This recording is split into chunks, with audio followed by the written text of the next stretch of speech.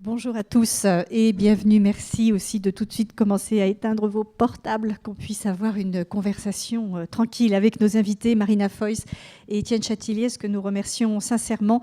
Nous sommes très heureux de les avoir en plus tous les deux ensemble, comédiennes et cinéastes, pour 3/4 d'heure, 1 heure grand maximum de discussion avec eux. Bien sûr, nous allons parler du rire, mais pas seulement, nous allons parler de cinéma essentiellement et de tout le cinéma.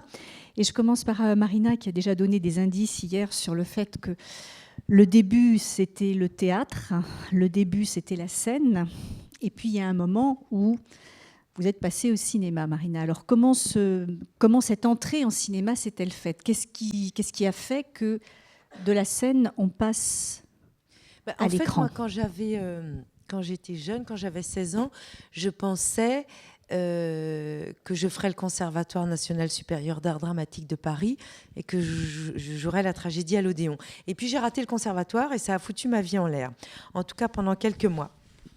Et j'ai surtout réalisé qu'en fait, puisque j'entendais beaucoup dire que l'intérêt des classiques, c'était qu'ils étaient contemporains.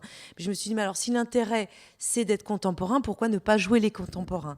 Et donc, ça répond à la question du cinéma, c'est-à-dire qu'en fait, je me suis rendu compte que ça me plaisait de parler, ce que tu disais hier aussi, de notre époque, de notre société, et donc d'interpréter des gens vivants. Ouais, mais Ça justifie aussi le cinéma d'une certaine manière. Et puis moi, comme donc j'ai raté le conservatoire, donc je ne jouais pas la tragédie à l'Odéon, donc je me suis retrouvée avec une bande de copains on s'est appelés plus tard les Robins des Bois, et on travaillait tous plus ou moins chacun de notre côté, mais on avait un goût commun pour l'absurde et personne ne nous proposait ça. Nous, on aimait les Max Brothers, on aimait Topor, on aimait ces trucs-là, et on ne nous faisait pas jouer ça. Donc on s'est dit, mais on n'a qu'à le faire nous-mêmes. Donc par nécessité, plus que par envie, on s'est mis à écrire. On a fait une pièce qui s'appelait Robin des Bois. On a rencontré Dominique Farrugia qui a produit la pièce, qui a créé une chaîne de télé sur laquelle on a travaillé.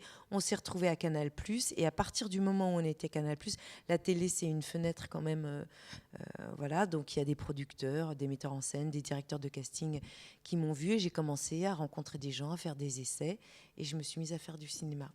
Et j'ai arrêté le théâtre sans regret. Voilà, c'était la question que j'allais poser. Est-ce que le théâtre occupe encore une place dans votre vie ? Oui, maintenant j'ai repris, mais j'en ai pas fait depuis 8 ans, et franchement...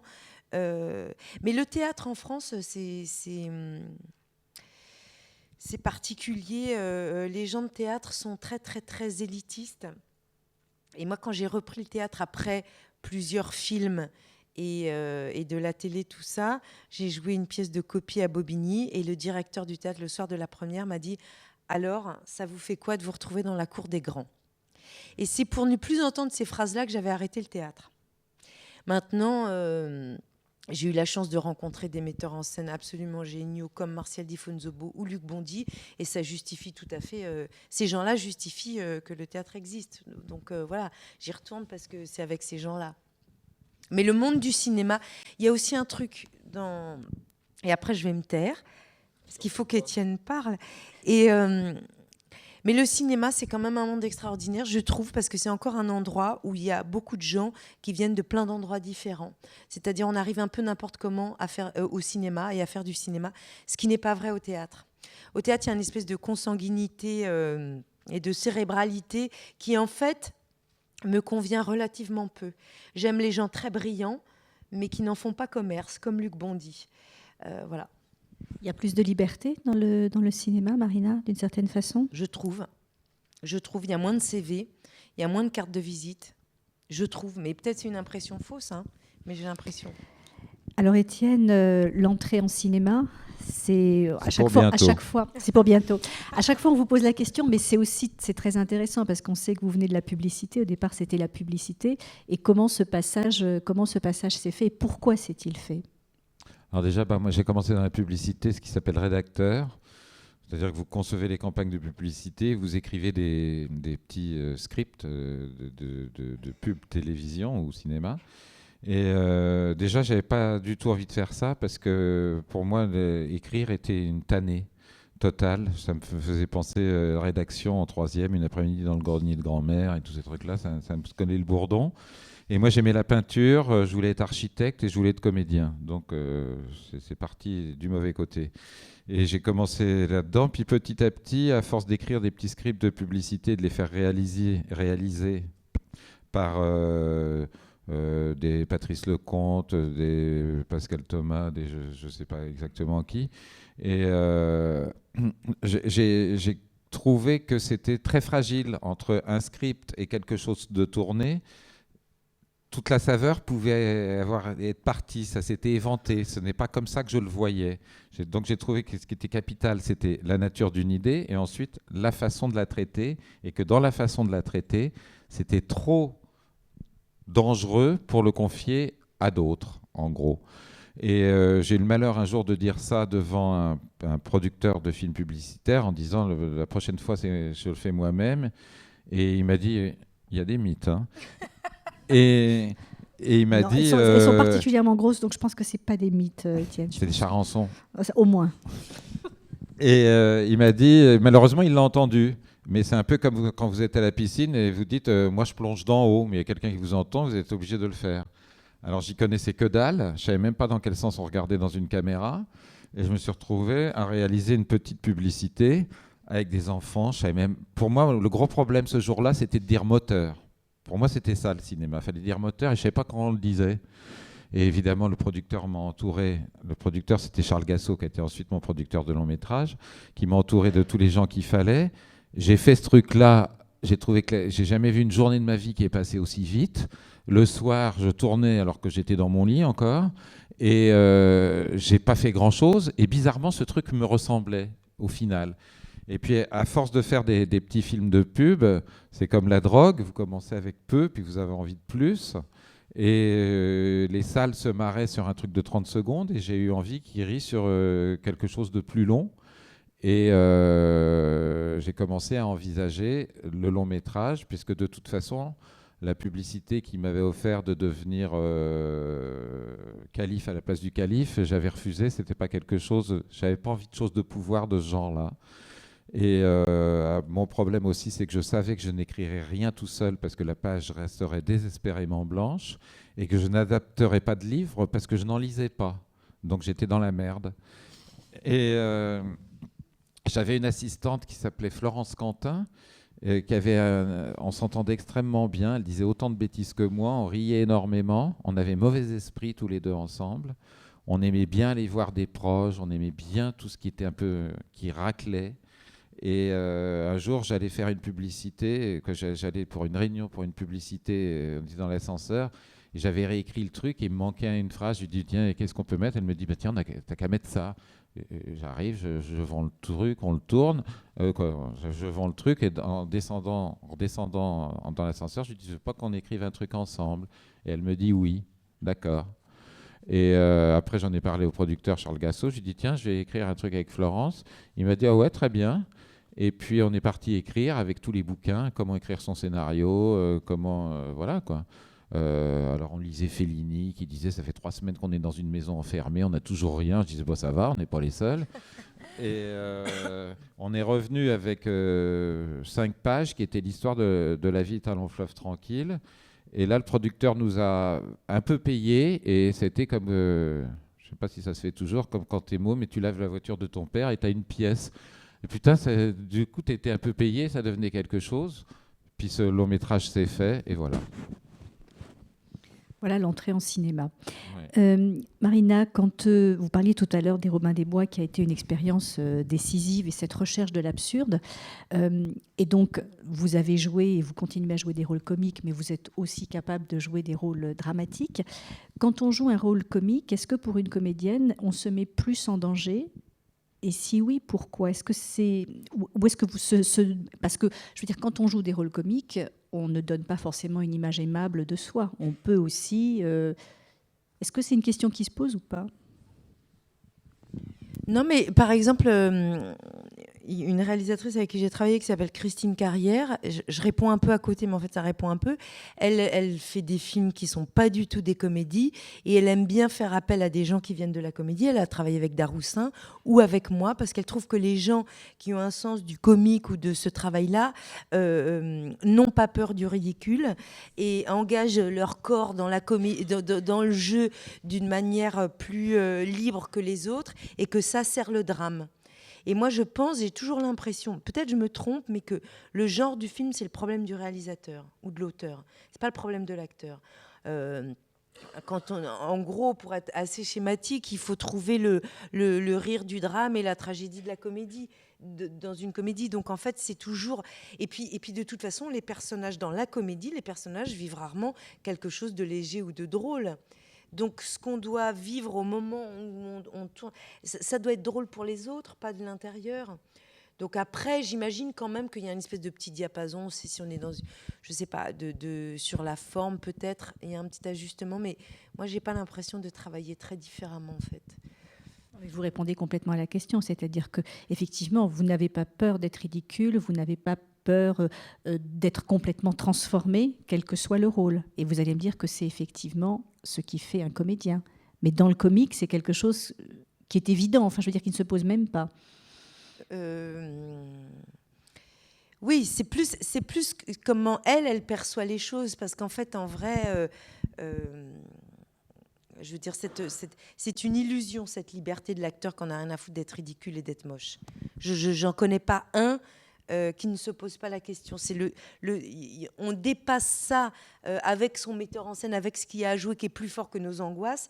Mais en vrai, je connais pas un acteur qui a pas de problème avec le ridicule. Mais entretenons le mythe. Voilà. Nous, les comiques, n'avons pas peur du ridicule. Non, mais je crois, pour répondre également, c'est que tout est une question de sens.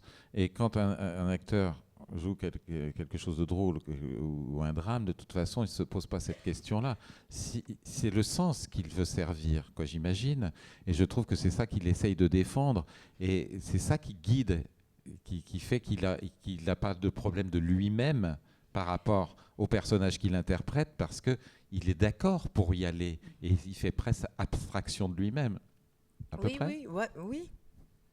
Alors, donc, ce que disait Marina tout à l'heure, ça, c'est l'affaire du réalisateur, c'est l'affaire de celui qui met en scène.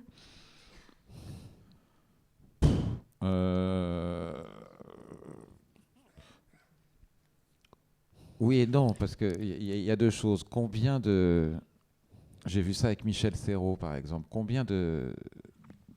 Un comédien, qu'est-ce qu'il a comme garantie que le film dans lequel il s'engage va correspondre à ce qu'il a en tête et qu'il ne va pas être trahi?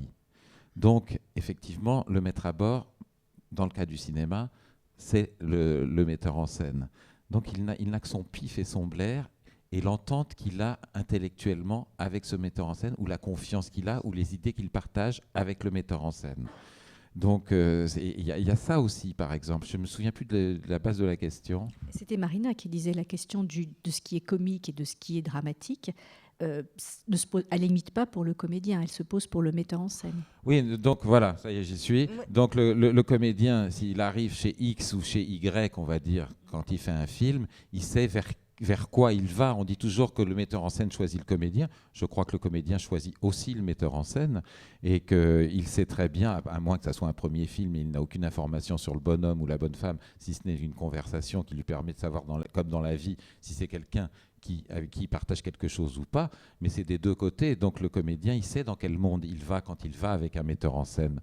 Il est quand même informé et il a envie de défendre ça ou pas envie. Mais à partir du moment où il vient, la plupart du temps, il a envie, j'estime. Ce que je voulais dire, moi, c'est que la différence n'existe pas vraiment au cœur du travail, au moment où on joue les choses. Après, on peut avoir une vraie envie de faire un film comique ou vrai ras-le-bol de faire rire et une vraie envie de, je sais pas. Mais je parle du moment où ça tourne. Où je trouve où la question de quel genre de film je suis en train de tourner se pose. J'ai pas l'impression qu'elle se pose. Pour l'acteur. S'il y a des questions, vous n'hésitez pas, vous m'appelez, je vous apporte un micro ou des réactions, ou soit Marina, soit Étienne. Rien pour l'instant, ça va venir. Est-ce que selon vous, il y a des sujets drôles et des sujets pas drôles, Étienne? Je crois que ça c'est dur hein, comme question. C'est dur, mais ouais. Ah mais... ouais, c'est gentil ça. Mais de toute façon, je pense que bon, on va dire les trucs de base, le drame, la comédie, on les oppose et tout. Moi, je pense que dans chaque comédie, de chaque comédie, on aurait pu faire un drame, et de chaque drame, on peut aussi le traiter d'une façon beaucoup plus légère. Donc c'est une question de point de vue. Je crois que c'est une question de tempérament et de comment la personne qui est aux manettes est fabriquée. Quelqu'un aime beaucoup la tragédie, il trouve que la vie est quelque chose d'intense et de tellement profond et tellement... Hein. En général, ces gens-là sont des gens qui ont une confiance terrible dans la vie, bizarrement, qui adorent intellectuellement imaginer le drame. On dit toujours que les gens drôles sont des gens sinistres au fond, et la réalité de ça, c'est parce que les gens drôles, en fait, sont des grands pessimistes qui ont besoin sans arrêt d'essayer de rigoler des trucs, parce qu'autrement, ils se tirent une balle dans le cul. Mais pour vous êtes moi, d'accord, c'est Marina, essentiellement sur le ça. fait que... Pourquoi vous avez envie de faire rire? Parce que ça, c'est une vraie question. Pourquoi est-ce que vous avez envie? Pour être aimé. Mais non, mais parce que la vie est bien trop pénible et bien trop ennuyeuse pour se passer du rire. Enfin, ça me... Et puis le drame, de toute façon, il y en a tout le temps. Oui, mais Ah non, mais moi, comme spectatrice, alors non. c'est ça, la Comme différence. spectatrice, moi, j'adore pleurer au cinéma. Je pense que ah non, je pars dans la vie comme être humain. Le rire, moi, si je pendant une journée sans rire une fois, c'est un tunnel, c'est atroce. Non, il faut toujours dégoupiller le quotidien, sinon c'est trop pénible. Mais je pense que c'est aussi vital que de manger. Vraiment, je préfère enlever un repas que enlever un rire. Mais Ah ouais, ben attends. ça dépend quel Ouais, repas. Ouais. Bon, enfin bref. Là, tu joues avec des trucs graves. Non, mais Oui, mais faire rire, c'est encore autre chose. Parce mais que faire rire, rire, c'est pas un choix d'abord. Voilà. Pour plein de gens, d'abord, c'est un réflexe, c'est un truc de survie. Il y a plein de gens qui font rire. Je parle dans la vie parce que moi, je suis née dans une famille où le rire est un réflexe, mais parce qu'on est incapable de faire autrement. C'est une forme de pudeur, c'est une incapacité à vivre le premier degré. Et je vous jure que par moment, il serait bon d'arrêter d'avoir cette distance-là avec la vie, de vivre les choses au premier degré. On ne choisit pas d'être comme on est. Ouais. Et le rire est aussi une arme de communication, un truc de défense. Oui. Je disais tout à l'heure en riant d'être aimé, mais c'est ça aussi, parce que quand vous en balancez une bonne et que vous avez les gens qui rigolent, vous dites « Oh mon Dieu, ils m'ont pas pris pour un con », ça fait du bien. Mais c'est une façon de dénoncer les choses, c'est une façon aussi de se rebeller, c'est très important. Mais excuse-moi, c'est juste Oui. qu'on peut communiquer, chacun est fabriqué comme il est, on ne choisit pas, je suis complètement d'accord avec Marina. Et il y a des gens qui n'ont pas d'humour parce que les choses sont, pour eux, ils sont très frontales. Ils n'ont pas ce décalage. Et ils ont besoin de s'investir, de répondre immédiatement à ce qui vient de se passer, le vivre de façon intense. Le défaut de la personne qui rigole de tout, c'est justement de finir par tout repousser un petit peu loin et de laisser les choses à distance. Et les gens avec qui on vit nous reprochent souvent d'être comme ça et de ne jamais s'engager ou de respecter quelque chose. Parce que c'est une pudeur, c'est vrai, mais c'est une arme aussi. Je pense que quoi que ce soit qu'on défende avec soit l'intelligence, l'humour, la théorie, c'est comme tu es fabriqué, il n'y a pas un truc qui est mieux, c'est juste différent. Et c'est chacun son mode d'expression. Une autre question sur le rire, parce qu'il y a toutes sortes de rires, on ne va pas faire des cases et ranger les choses, mais il y a quand même un rire qui, aux origines du cinéma, en tous les cas c'est celui-là, et il existe encore, qui est un rire subversif, qui est un rire qui peut aller très loin dans la contestation. Et puis il y a un rire qui est, on va dire, attendu, qui enfonce des portes ouvertes, qui est plus consensuel. Pour vous, est-ce qu'il y a un rire plus efficace que l'autre ? Ou est-ce qu'il y a un rire qui vous semble plus... Le premier que vous avez cité me plaît plus que le deuxième. Mais ça, c'est une question de goût. C'est-à-dire, moi, je pense que le rire marche avec le danger. Je pense que toute personne sur une scène qui fait rire les autres se met en danger parce qu'on passe son temps à faire rire sur des trucs graves et à rendre acceptables des trucs inacceptables. Donc je pense que la notion de rire passe par le danger et que c'est quelque chose à manier, pas avec prudence, mais que c'est ça qui est intéressant. Et il peut y avoir des rires subversifs qui sont complètement... j'ai oublié le mot savant que vous avez employé. Vous n'en étiez pas très savant d'ailleurs, mais je l'ai oublié quand même. Mais, pardon ? Contestataire. Non, après... Consensuel. Consensuel, tout Mais à fait. c'est quoi un rire Marina. consensuel? Parce qu'en fait, Qui est le plus grand nombre. Voilà. Un rire attendu. Mais moi, ce que je trouve bien, c'est quand un rire subversif devient quelque chose de consensuel. Je pense que mon but est plutôt celui-là. Et à part ça, pour le temps de demain, vous voyez quoi? Des éclaircies ou c'est toujours très bouché? Non, on va leur demander justement, on va demander à la salle ce qu'ils voient pour demain. Est-ce que vous avez des questions? Marina a une recette de légumes oubliés. Depuis hier soir. En cocotte. Légumes en cocotte. Depuis hier soir. Je vais vous chercher un micro. Si, on vous entendra mieux parce que au fond de la salle, ils vous entendront moins bien. Sinon, nous on vous entend, mais après derrière.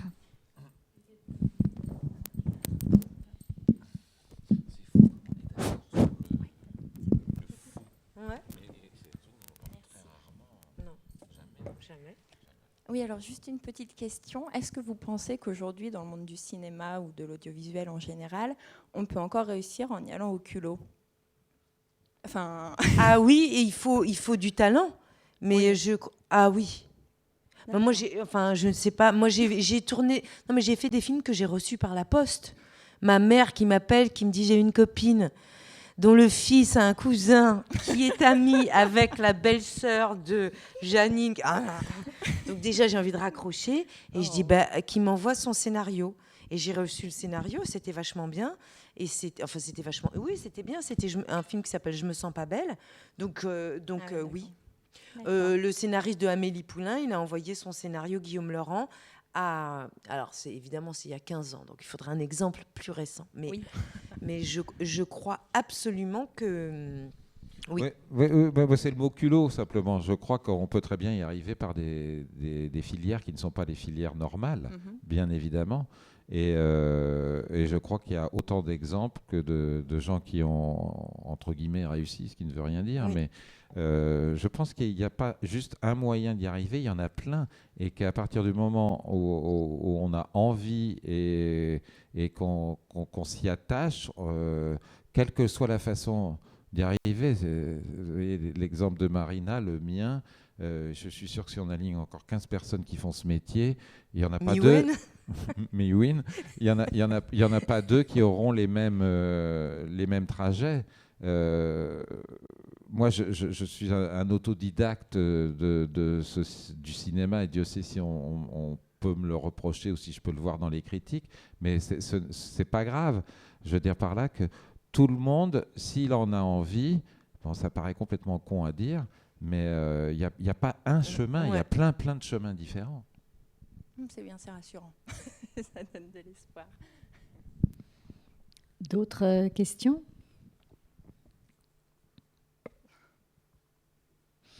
Sur l'écriture, Étienne, puisque vous écrivez, vous nous avez raconté tout à l'heure, et puis c'est quelque chose que vous continuez pour les films, c'est-à-dire que vous écrivez. Est-ce que toutes les situations qui sont drôles, est-ce que vous les écrivez toutes à l'avance ou est-ce qu'il peut se passer des choses sur le tournage? Vous allez me dire qu'il n'y a pas de règles. Est-ce qu'il y a suffisamment de liberté sur vos tournages pour que des propositions de comédiens ou de comédiennes puissent être intégrées dans le... En général, ce qui est écrit est tourné. Il n'y a pas de chose autre qui soit écrite qu'il soit tourné. Pourquoi, je ne sais pas. Mais en gros, on passe un an sur un scénario avec des gens qui réfléchissent beaucoup, peut-être mal, mais enfin qui ont passé du temps. Quand un comédien dit j'ai envie de mettre voilà au lieu de voici, si effectivement voilà va aussi bien que voici, j'ai pas de problème. Mais s'il a envie de mettre joli au lieu de beau, parce qu'on a pensé que beau était plus intéressant que joli pour X et telle raison, j'en informe le comédien qui sera lié à ma cause. Ou pas, mais si en général j'ai pas ce genre de problème. La difficulté, c'est de réussir à faire autant rire que ce qui est écrit et plus ensuite. Le passage, un scénario, c'est quoi? C'est quelque chose de capital, mais c'est en aucun cas l'aboutissement. L'aboutissement, c'est un film, c'est quelque chose de transition. Donc la difficulté, c'est de réussir à faire que ce bout de papier devienne d'un seul coup en image aussi drôle que ce qui est écrit, et par le talent de chacun, aussi bien des comédiens que de la déco, des costumes, du metteur en scène, de tout ça, ce truc devienne concret, et bien que concret, continue était aussi drôle que quelque chose, entre guillemets, de mental. Marina, vous avez tourné déjà beaucoup de films avec des réalisateurs. Il paraît que j'en ai tourné 47, on me l'a dit hier. Mais tu les fais C'est pas. beaucoup, hein? Ouais. Avec des réalisateurs très différents.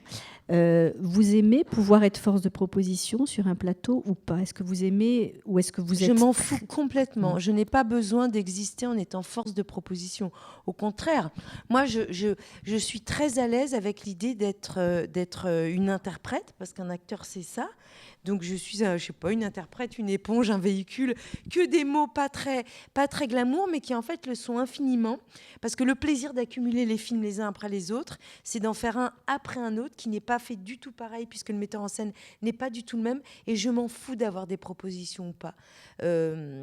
Si j'ai besoin de faire des propositions, je peux les faire dans ma chambre. Non, mais pour moi, j'ai la sensation d'exister aussi fort si je suis capable d'incarner ce que l'autre a dans la tête que, en général, si on a besoin de mes propositions, c'est que c'est dommage. Voilà.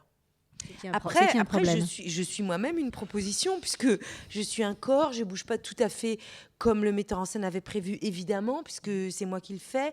Je ne parle pas tout à fait comme c'était prévu, donc je suis moi-même une proposition, mais j'ai pas d'ego à ce temps. Non, mais parce que l'expérience des Robins des Bois aurait pu aussi... Mais je ne suis définitivement pas metteur en scène. Plein des Robins des Bois sont devenus acteurs et metteurs en scène. C'est définitivement pas mon truc. Et pourquoi? Pourquoi vous dites ça? Parce que d'abord, parce que je n'ai pas de point de vue général sur les choses. J'ai peut-être un petit sens du détail, mais j'ai pas de vision globale. Et puis je sais, parce que je lis beaucoup de scénarios, moi je ne pense pas en images. Je suis vraiment actrice. Je ne sais pas si c'est bien ou c'est mal, mais quand je lis un scénario, je lis l'histoire de quelqu'un. Et ça me touche ou pas, ça me parle ou pas, mais je vis le scénario à travers ce quelqu'un-là. Je ne pense jamais en images. Donc je ne peux pas être metteur en scène. Parce que c'est ça, c'est raconter un truc avec, au lieu d'avoir un stylo, on a une caméra. Ça me semble... Mais aujourd'hui, on m'a déjà proposé plein de films à réaliser. Hein. Je pourrais, hein. Puisque, non mais je veux dire, c'est un peu un travers de l'époque. À partir du moment où on fait du cinéma à un endroit, on peut en faire à un autre. Et bien avec moi, ça ne marche pas du tout. Je ne me sens pas du tout, puis je m'en fous, quoi. C'est un autre métier. Ouais. Moi, je voudrais revenir sur ce que tu dis sur l'interprète. Interprète, c'est capital, parce que c'est pas du tout pour dire une vacherie, mais si on pense à la chanson, aujourd'hui, Patricia Cass a repris les succès de Piaf. On voit quand même la différence.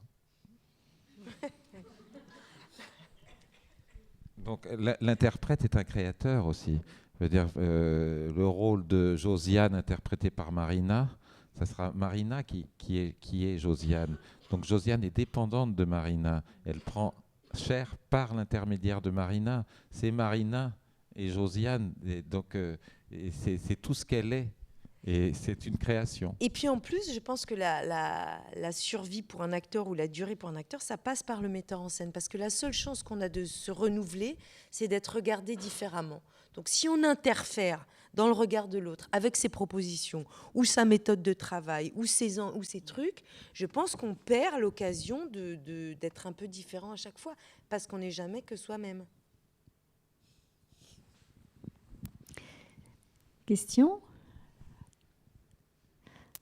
Le rire. Ah bah dis donc, on vous inspire. Hein. C'est ça que j'étais en train de penser. Je me disais, le rire... Faites gaffe, parce qu'il pleut dehors, on peut tout annuler, vous retrouvez dehors. Une autre question, qui est assez récurrente. Voilà Clarisse. Voilà Clarisse qui arrive. Qui est assez récurrente et qui, je crois, vous concerne tous les deux, c'est que la reconnaissance du public et des critiques vient rarement avec le rire et avec la comédie. En tous les cas, elle n'est pas forcément immédiate. Et en tous les cas, l'histoire du cinéma montre aussi que pour les comédiens, ils peuvent interpréter pendant un certain nombre d'années des rôles comiques. Le jour où ils interprètent un rôle dramatique, ou plusieurs rôles dramatiques, on dirait qu'ils passent de l'autre côté du miroir et qu'il y a une sorte de processus de reconnaissance qui se met en route. Vous êtes d'accord avec ça ou pas? Ou Marina va me dire que comique et dramatique... Non, mais... Je sais pas comment... D'abord, les comiques ont une grosse reconnaissance du public, quand même. Moi, j'ai tourné avec Franck Dubosc, que j'ai bien vu dans la... C'est un comique. Il peut tenir debout rien qu'avec ce que lui balancent les gens dans la rue. Donc, après, le débat de par exemple, tous les ans, on entend les comédies ne sont pas nommées au César et tout. Mais alors, puisqu'on est entre nous, la polémique sur les ch'tis, moi, je veux bien, mais on va nommer où les ch'tis? Meilleure lumière? Meilleur quoi? Non, mais la comédie en France, moi, je ne suis pas d'accord avec ce truc-là. Il se trouve qu'en France, ce n'est pas vrai pour les films du répertoire qu'on voit là en ce moment, etc. Certainement pas pour plein de comédies, etc. Mais en France, moi, je lis beaucoup de scénarios, tout ça, machin. La comédie est un endroit qui est beaucoup moins inventif que le cinéma d'auteur. C'est je le déplore, parce que pour moi, la comédie est un art noble, il n'y a pas de question. Mais je trouve la polémique un peu malhonnête. C'est-à-dire que quand il y a des, par exemple, Dujardin, qui est un acteur comique absolument génial, dès qu'il fait un OSS, il est nommé au César. Donc pour moi, c'est une fausse histoire. C'est un faux débat. On peut, non? Oui, non, mais tout ça est vrai, mais je pense qu'il y a aussi... on est sur une boule, une planète, on ne sait pas ce qu'on fout là. Et on se donne de l'importance en pensant que l'art est là pour exprimer la douleur et la souffrance. Et donc tout ce qui ne reflète pas ça, en tous les cas, exprimé de cette façon-là, n'est pas sérieux et ne rend pas hommage à la question « qu'est-ce qu'on fout là ?» Quelque part, c'est ça. Et que traiter les choses pas sérieusement n'est pas du tout être dénué d'intelligence. Je trouve qu'il manque beaucoup plus d'intelligence profonde dans ce qu'on peut appeler les milieux intellectuels que dans des choses comiques. Oui, moi je suis d'accord en théorie, mais aujourd'hui, sur ce que je lis, les comédies qui sont écrites aujourd'hui, alors peut-être elles sont plus assez subversives. Non, mais parce qu'il y a de la standardisation dans une époque où tout est passé à la moulinette je veux dire, tu prends les mecs qui disaient des choses vraiment drôles et subversives, aujourd'hui ils se retrouvent à la cour de la haie, quoi, en gros. Oui. Parce qu'on ne peut pas rire de tout, Étienne? Non, parce que l'époque est timorée, parce que le pognon manque et que ça glace absolument tout, et donc les choses c'est très laminé, et en plus on est dans une époque de commerce total, où même le journal de 20h, il commence par le titre qui va faire le plus d'audience, même si c'est un quart où il y a eu 3 morts, par rapport à quelque chose qui pour l'être humain et l'ensemble de l'humanité va être plus important, c'est pas grave. Et puis Claire Chazal reçoit du courrier comme quoi c'est pas bien si elle est habillée avec trop de couleurs. Donc tout est fait pour consommer. On est dans une époque de consommation où si vous n'êtes pas capable de consommer, vous êtes éjecté de la roue. Et sur ce truc de consommation, par exemple, le comique, on veut ratisser le plus large possible, ramener le plus de spectateurs, et pour plaire à beaucoup de gens, qu'est-ce qu'on fait? On fait le parfum qui a le moins d'odeur, parce qu'il y en a qui n'aiment pas la vanille, il y en a qui n'aiment pas le patchouli, et tout le merdier. Et il y a aussi une saloperie qui s'appelle le marketing, qui est arrivée personne ne sait bien ce que c'est, et qui est arrivé, et d'un seul coup, tout le monde se met à genoux devant le dieu marketing, alors que... Si tout était... Est-ce que Mona Lisa aurait souri si on l'avait passé à l'étude du marketing? Des questions?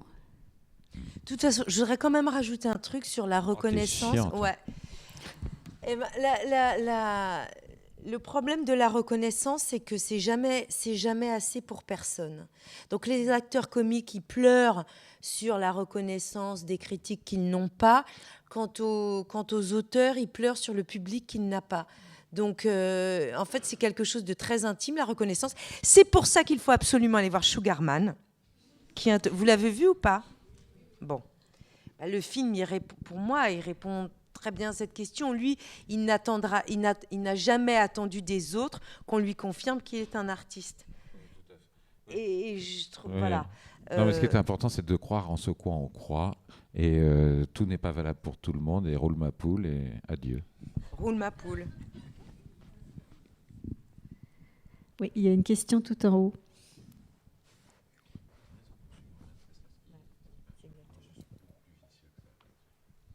C'est-à-dire Voilà,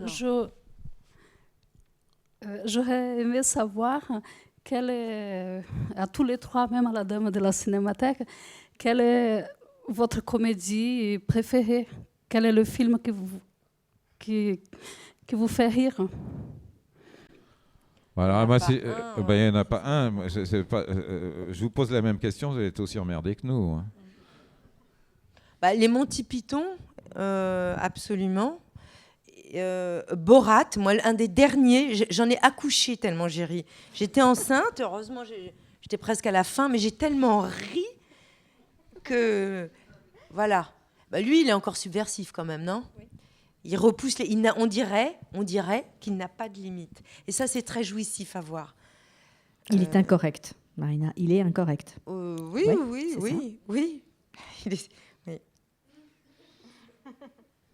Il est très antisémite, ce qui est agréable quand on est juif comme moi. Voilà, non, c'est très... mais il y en a plein d'autres, hein.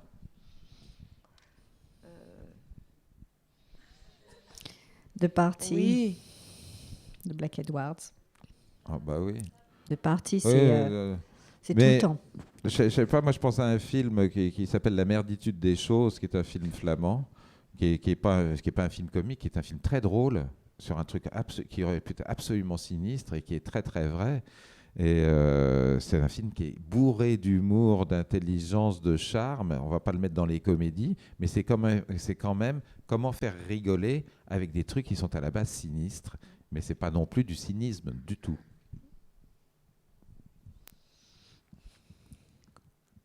D'autres questions? Ben Stiller, Zoolander. Moi, j'adore Zoolander. Être un peu zoophile.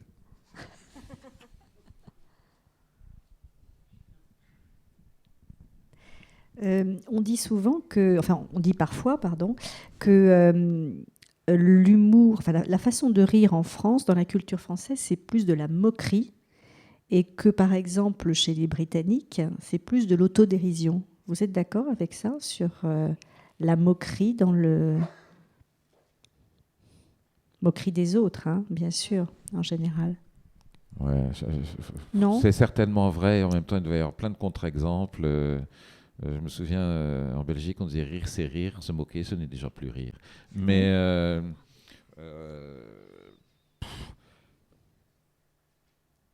se moquer n'est pas forcément...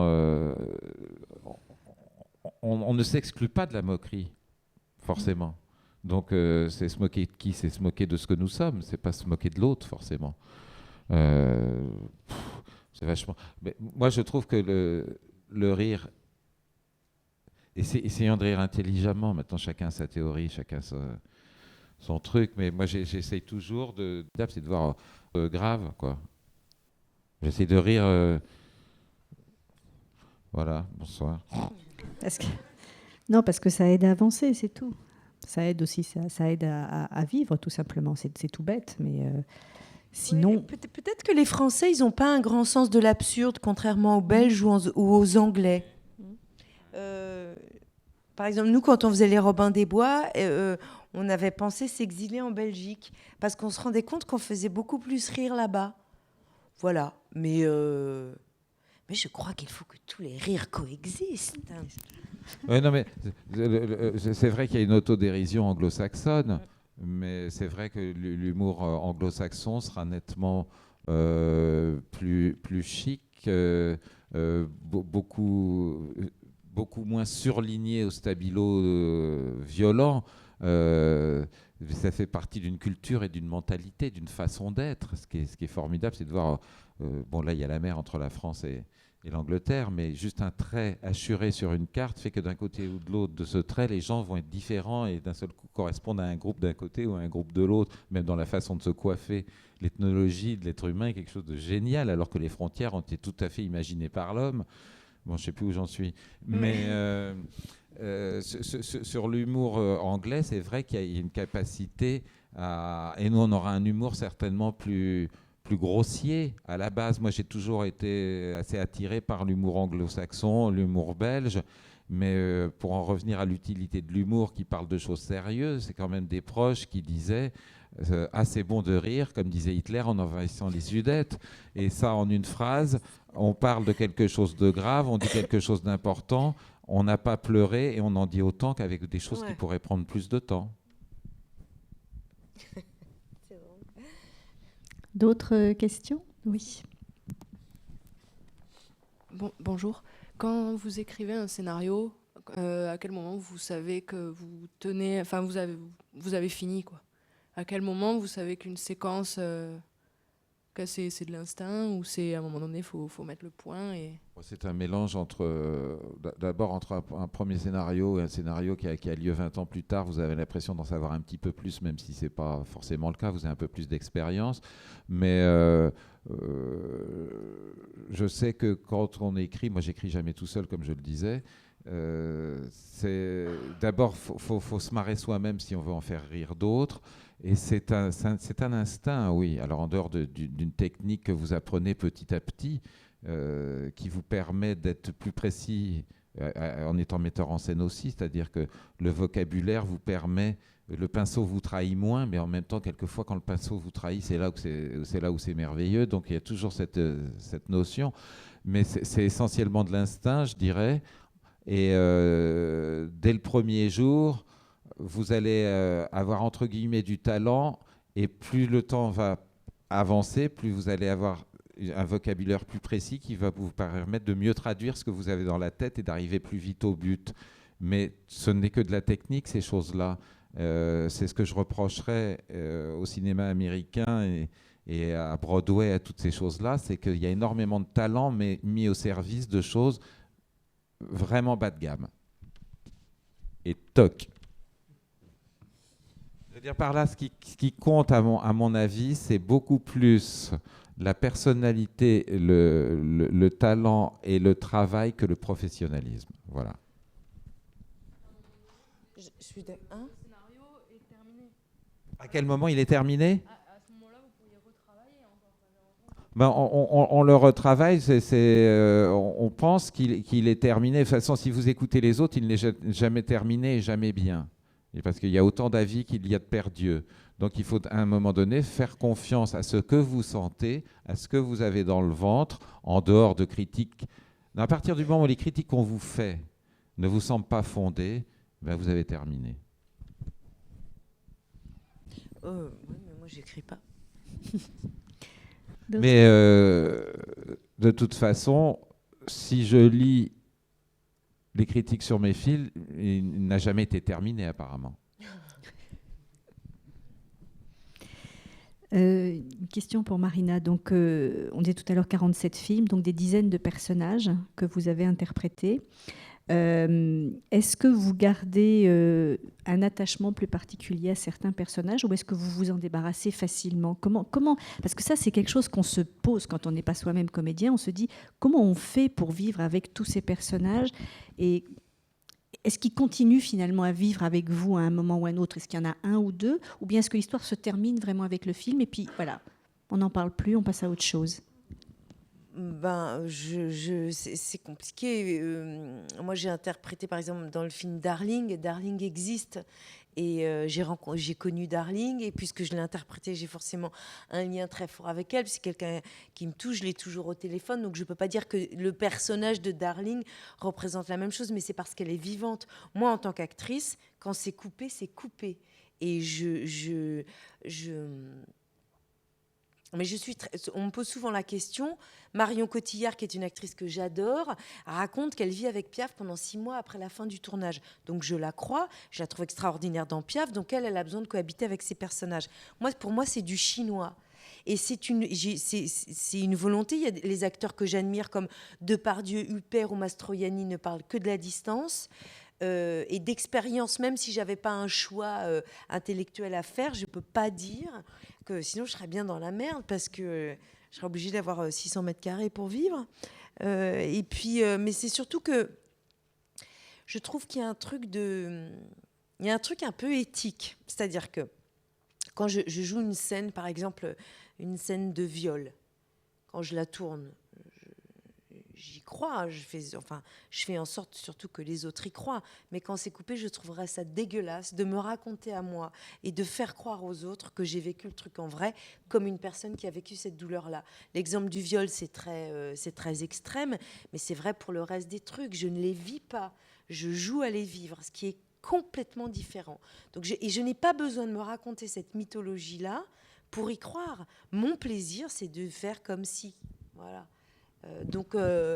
Après, les films, c'est quand même des moments extrêmement forts. Je ne peux pas dire que Darling et Christine Carrière, la réalisatrice, ou Mai Wen, ou Martial Di Fonzobo, sont des gens qui, pour plein de raisons, sont très très importants pour moi. Mais c'est un peu les personnes, un peu les films, un peu les expériences. C'est un mélange de tout. Mais ils sont importants pour moi en tant que personne, pas pour moi en tant qu'actrice, pas que. Voilà. Je ne sais pas si c'est clair, mais... C'est très clair. Oui. Oui, en particulier le film de Mai Wen, Police, vous aviez un rôle important. On a un peu l'impression, enfin peut-être on se trompe, que c'était beaucoup d'imagination de la part des acteurs. Est-ce que tout était vraiment écrit dans ce film ou est-ce que oui. y avait beaucoup d'improvisation? Non, alors... Mai Wen, elle a une manière de faire qui est très à elle et très particulière, mais en fait, tout est écrit. En théorie, elle nous demande de savoir le texte, sauf que le problème d'un acteur qui apprend un texte, c'est qu'à un moment, ça ressemble à un texte qu'il a appris, donc ça la rend dingue. Donc, au bout de la première prise où elle a entendu son texte, elle fait « Ah, ça sent un acteur, ça joue, tout ça, ça... » Donc, elle dit, en fait, ce qui lui importe, c'est le sens plus que les mots. Donc, en fait, c'est vraiment, ce qu'il disait tout à l'heure, le scénario est vraiment un outil qui sert à toute l'équipe pour avoir un peu un fond de sauce en commun. Mais ce qui compte à Mai Wen, c'est la vérité de l'instant. Donc, peu importe comment on y arrive. Oui, on le mais il ressent n'y a tout à pas fait. tant... En fait... Mais c'est particulier de tourner avec Mai Wen, parce qu'en même temps, on a un texte, mais elle rentre dans le champ pour vous parler, elle parle. C'est très... Il n'y a pas le côté sacralisé du moteur, action, ça tourne, action, coupé, tout ça. C'est beaucoup plus bordélique et informel que ça. Mais les choses dans Police, c'était particulier parce qu'elle aime bien l'impro, mais toutes les scènes d'audition, nous on n'est pas des flics professionnels, donc il y a quand même un vocabulaire, une procédure qui sont pas les nôtres, donc on n'improvisait pas tant que ça. Voilà. C'est moins improvisé que ça en a l'air. Oui, c'est moins ouais. Et les scènes de vie quotidienne, par exemple, les scènes dans la cuisine du commissariat ou les scènes qui se passent dans notre quotidien, nous flics, peuvent être plus improvisées que celles du commissariat. On était quand même tenus par une certaine réalité, donc elles étaient plus écrites. Étienne Châtillier, vous avez un projet actuellement? Vous êtes en train de tourner un film ou vous projetez un film? Non, parce que si j'étais en train de tourner, je ne serais pas là. Mais je suis à l'écriture, c'est un projet et les projets n'aboutissent pas forcément. J'espère bien qu'il aboutira, mais il n'est encore pas très grand. Et faut qu'il grandisse encore un peu. Et si tout va bien, théoriquement, ça devrait se faire l'année prochaine, mais tout peut aller mal. Et même question à Marina pour terminer les projets. Marina? Oui. Le prochain film que je vais tourner serait, car l'économie du cinéma est fragile. Les films se montent difficilement. Elle est soumise et vicieuse, c'est sûr. Voilà.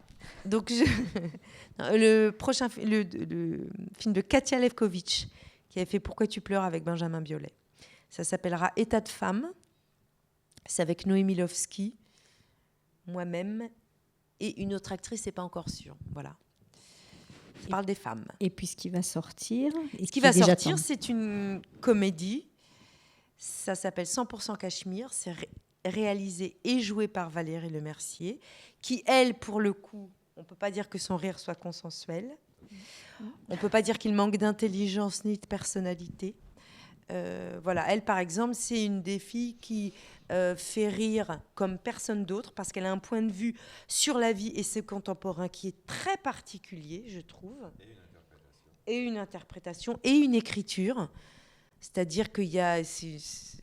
C'est écrit, quoi. C'est pas du tout de l'impro. Moi, j'ai vu tous ces spectacles et tous ces films.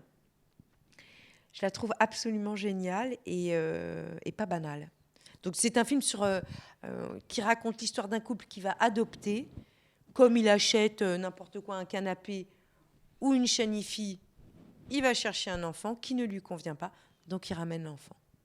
En gros, c'est Valérie Lemercier, Gilles Lelouch et moi-même. Et ça sort à la fin de l'année, je crois. Ça sort le 11, 12, 13.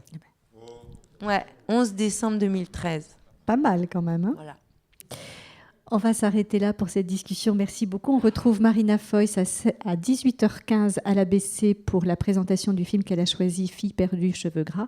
Et ce soir, 20h30, Étienne Chatilez pour La vie est un long fleuve tranquille. Et demain pour Tanguy. Merci beaucoup à tous les deux. Merci à vous.